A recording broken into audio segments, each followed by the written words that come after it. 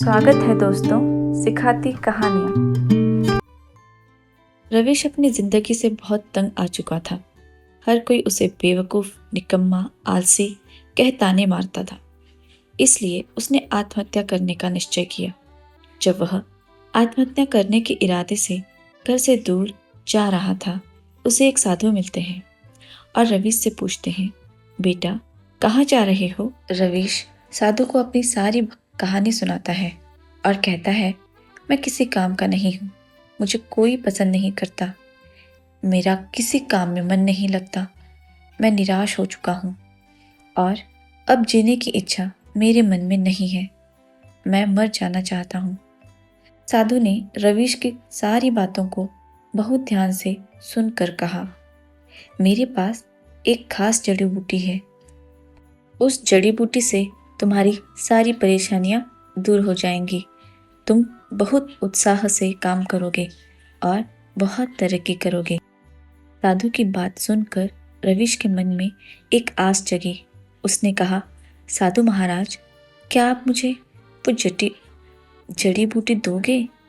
साधु ने कहा, जरूर दूंगा, पर इसके लिए तुम्हें मेरे घर आना होगा। पर मेरा घर उस दूर पहाड़ी के ऊपर है, क्या तुम इतनी दूर चल पाओगे?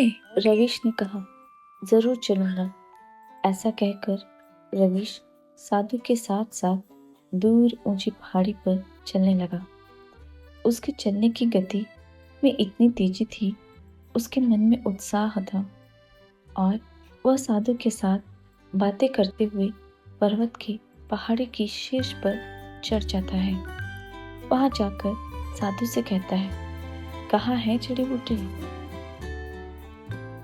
साधु मुस्कुराता है और कहता है, देखो तुम्हारे चेहरे पर कितनी चमक है और पहाड़ चढ़ने के दौरान तुम्हारी गति कितनी तेज थी और मन में कितना उत्साह था। ऐसा इसलिए हुआ क्योंकि तुम्हारे सामने कुछ प्राप्त करने का लक्ष्य था।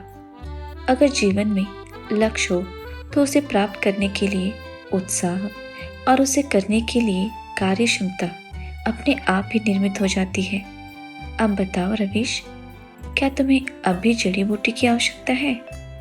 रवीश को साधु की बातें समझ में आ गई और वह खुशी खुशी वापस घर चला जाता है।